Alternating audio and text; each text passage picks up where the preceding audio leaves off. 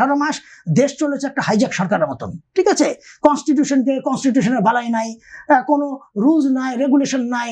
জামাত তাদের পার্লামেন্টের কতটা বৈধতা আছে সেটাও দেখতে হবে, কারণ যখন তারা একটা শপথ নিল তারপরে তারা আবার গণভোটের শপথ নেয়, তো এখানেই তাদের কিন্তু সিট এমনি ভ্যাকেন্ট হয়ে যায়। এটা আমার কথা না, আমি যেটা বিজ্ঞ আইনজীবীদের কাছ থেকে শুনেছি, লতে যেটা বলে আর কি। এটা হলো একটা ইস্যু।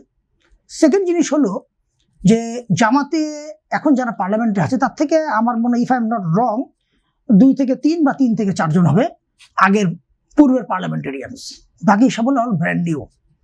তো ওনারা তো কোনোদিন পার্লামেন্টে বা ফিজিক্যালিও কোনোদিন মিটিং নিয়েছিল কোনোদিন, বা অফিসিয়ালিও কোনোদিন এগুলো নিয়ে কোনোদিন বসে নাই। তারা তো দেশ নিয়ে কোনোদিন বা দেশের সুবিধা অসুবিধা এগুলো নিয়ে তারা কোনো কাজ করে নাই।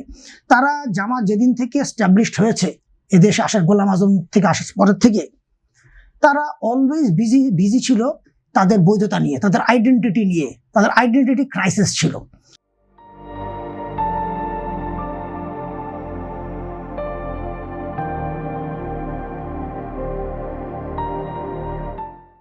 তো এখন যেমন দেখেন, যে ভাই কিছুক্ষণ আগে বললেন যে এনসিপি এই কথাটা বলেছে, যে কথাটি বলেছে।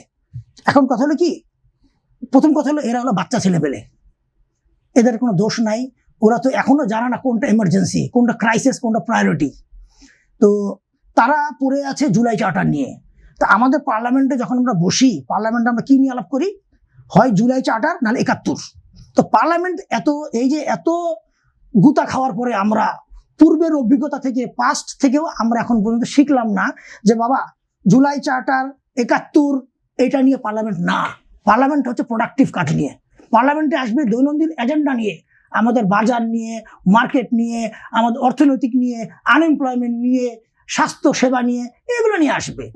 তো সেটার মধ্যে স্বাস্থ্য সেবা। এখন জামাত যদি এখন ইউনূসকে যদি সাপোর্ট না দেয়, তাহলে তো, কারণ ইউনূস সাহেবেরই তো নেত্রী, মানে ওনার ইশারাতে তো আমি যতদূর জানি বেশ কিছু পার্লামেন্টারিয়ানস কিন্তু পার্লামেন্টে ঢুকেছে তার ব্লেসিংসে।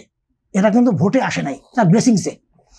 এখন কথা হলো কি, এরা এই জামাতের মধ্যেই আছে, কিছু জামাতের মধ্যে কিছু আছে, টপেও কিছু আছে, নিচেও কিছু আছে। হ্যাঁ, জাতীয় পার্টিরও কিছু আছে, সরি না, এনসিপিরও কিছু আছে।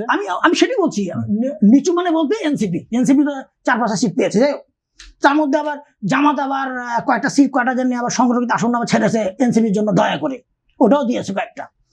তো এখন কথা হলো কি, এই ছেলেপেলেরা তো এদের মাথার ভিতরে তো, যেমন সুইসাইড বম্বার কি জিনিস ভাই? সুইসাইড বম্বার হলে আপনার গায়ে একটা বোম লাগিয়ে দিল, যে ওখানে গিয়ে তুমি বোমটা উড়িয়ে দিবা, তুমি মরে যাবা, শেষ। তো ওদের ব্রেনের ভিতরে সুইসাইড বম্বারের মতো জলে চাটা ঢুকে দেওয়া হয়েছে। তো তোমাদের পার্লামেন্টে দেখালে এটাই ইস্যু, আর কোনো ইস্যু নিয়ে কথা বলবা না। তো সেই ইস্যু নিয়ে ওরা কথা বলছে। এখন ওরা ইউনূস সাহেবকে যখন তারা নিয়ে আসলো, কেন নিয়ে আসলো ইউনূস সাহেবকে?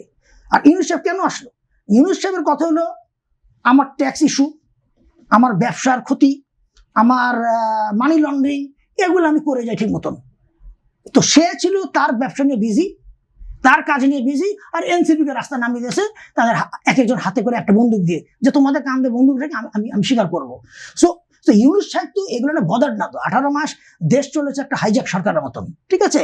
কনস্টিটিউশনের বালাই নাই, কোনো রুলস নাই, রেগুলেশন নাই। হ্যাঁ, তো এখন এই যে তো তাদের কাছ থেকে আপনি কি আশা করবেন?